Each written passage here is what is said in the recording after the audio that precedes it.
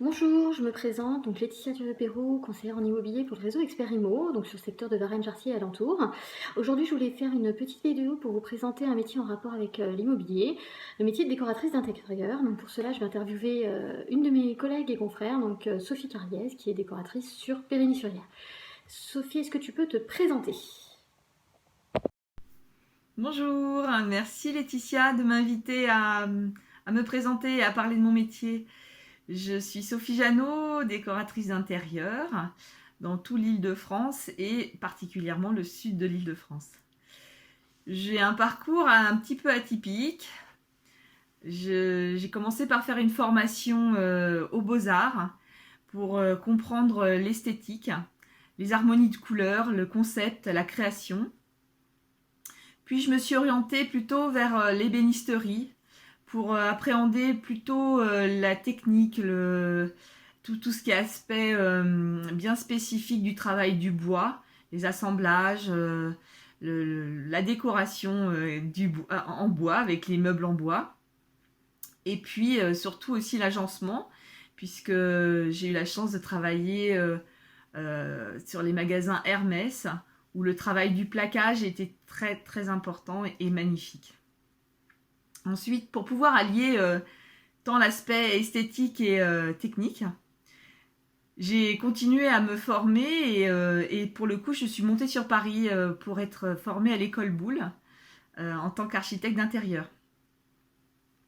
Suite à ça, j'ai eu la chance d'intégrer de belles agences de décoration qui travaillaient principalement dans le domaine du luxe. C'est une chance, c'est merveilleux, c'est gigantesque, c'est grandiose. On utilise des matériaux magnifiques. Néanmoins, je n'ai pas trouvé forcément mon épanouissement total. Alors après 10 ans de bons et loyaux services, je me suis mis à mon compte en 2015 pour pouvoir être peut-être plus proche des gens et faire des projets à taille plus humaine. J'aime les gens et j'aime pouvoir travailler avec eux et pour eux surtout, pour leur permettre de trouver leur harmonie, de trouver leur style et puis d'être bien chez eux, autant sur leur lieu de travail que dans leur maison, leur intérieur. Leur intérieur, maison ou appartement, il n'y a pas de taille en fait. Il n'y a pas de dimension d'espace puisque vraiment chaque personne a un style bien particulier et c'est important de pouvoir l'exprimer. Néanmoins, bien souvent, les gens ont un petit peu de mal de percevoir, de concevoir un petit peu les choses. Et je suis là justement pour leur permettre de visualiser des idées qu'ils peuvent avoir ou qu'ils n'ont pas du tout mais que je peux leur apporter. Voilà, et ces idées, du coup, on peut travailler dessus. On peut se dire, ben voilà, ça c'est exactement ce que je voulais et je ne savais pas forcément comment l'exprimer.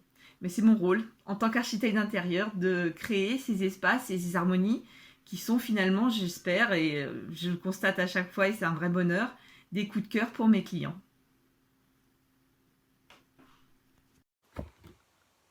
Alors petite question, concrètement, je veux changer entièrement tout mon salon. Comment tu procèdes? Pour cette deuxième question, changement de décor. Concrètement, quand quelqu'un souhaite changer son intérieur, je me déplace, je vais sur son lieu de travail ou dans son intérieur pour pouvoir appréhender justement ces espaces, ce volume, les goûts, ce qui est possible de faire, ce qui n'est pas possible de faire, les petits aspects aussi techniques. Et puis surtout, je discute longuement avec la personne pour comprendre ses attentes et essayer de visualiser ce dont il rêve et ce qu'il attend de moi. À ce moment-là aussi, c'est important de pouvoir fixer un budget à ne pas dépasser parce que c'est aussi un peu le nerf de la guerre et ça va déterminer aussi énormément le projet. Je reviens chez moi, je fais un travail et je propose ensuite au client deux concepts déco. Voilà, comme ça, il y a souvent la possibilité de percevoir des choses qu'il attendait et peut-être des choses un peu plus surprenantes. des fois, je suis amenée à revoir ma copie complètement ou alors de faire un petit mix entre les deux concepts pour répondre totalement à l'attente de mon client. Mais c'est ça, c'est cette interaction qui est vraiment intéressante et très enrichissante. Le but étant vraiment de complètement satisfaire le client, de toute manière. Une fois que le concept est validé, je me mets en contact avec des entreprises pour la réalisation des travaux et surtout pour faire l'appel d'offres. Une fois qu'on a les devis, je les présente aux clients, on fait un choix d'entreprise et on cherche à fixer une date plus ou moins rapidement selon les disponibilités. Et puis, une fois que le chantier est commencé, moi, je suis forcément présente, je viens régulièrement. C'est important d'être présent sur le chantier pour répondre aux petites problématiques qui peuvent se rencontrer. Il y a toujours des problèmes sur les chantiers, mais en fait, il n'y a pas de problème, il n'y a que des solutions. Mais pour ça, il faut être présent. Donc, je ne suis pas à 100% sur le chantier, mais au moins régulièrement, je m'assure que la réalisation est conforme au concept.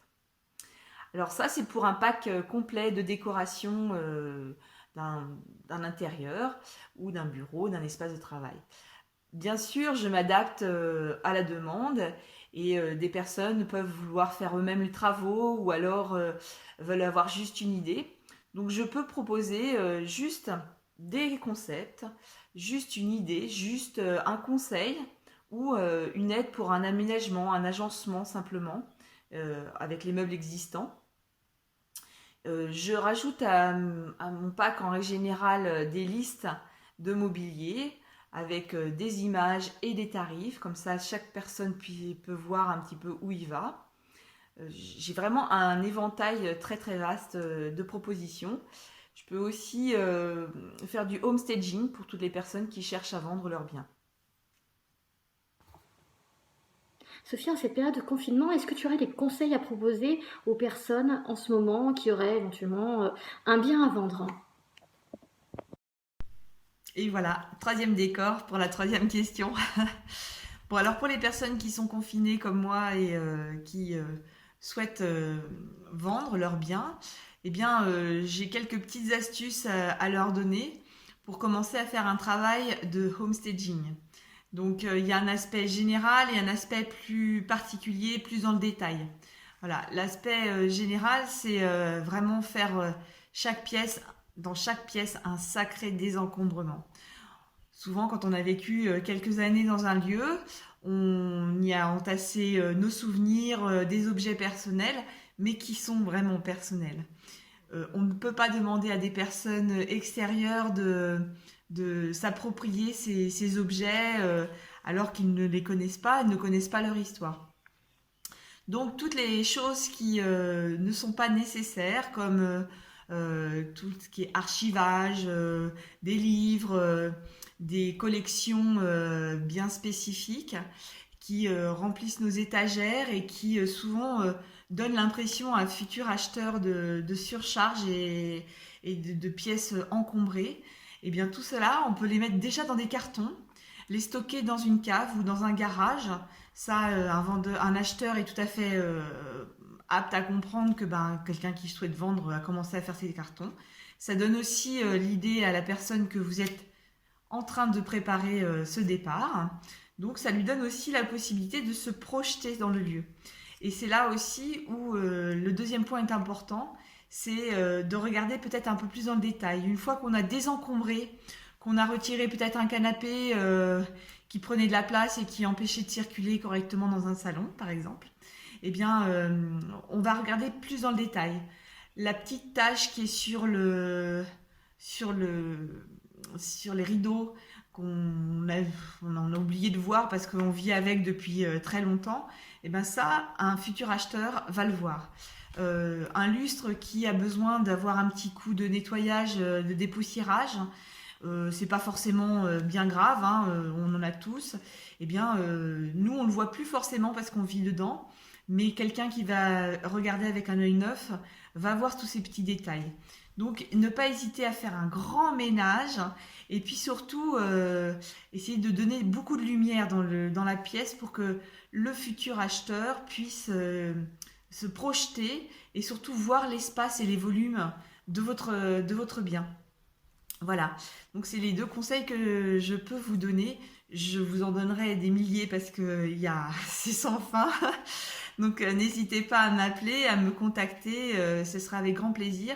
Et puis aussi peut-être un autre détail que j'ai oublié, faites-vous aider parce que quand ce sont des objets auxquels on affectionne et avec lesquels on vit depuis très longtemps, on ne se rend pas forcément compte soi-même de ce qui peut éventuellement choquer les gens ou apporter une incompréhension. Eh bien, n'hésitez pas à vous faire aider. Voilà, des amis, envoyez-leur des photos, des films de vos intérieurs en disant qu'est-ce que t'en penses, qu'est-ce que je pourrais faire à ce moment-là pour donner un petit peu de légèreté dans mon lieu et surtout permettre à chacun de se projeter et avoir un coup de cœur pour mon bien et avoir envie de l'acheter. C'est le but. Voilà, j'espère que j'ai répondu à toutes vos questions et puis Laetitia, je serai toujours présente pour toi et tes clients pour leur apporter toute mon aide et tout mon savoir-faire. Au revoir, à bientôt. Merci beaucoup Sophie pour tous tes conseils. On se revoit bientôt et si vous avez la moindre question sur la décoration d'intérieur, vous pouvez me joindre. N'hésitez pas à liker la vidéo. Je vous dis à très bientôt. Au revoir.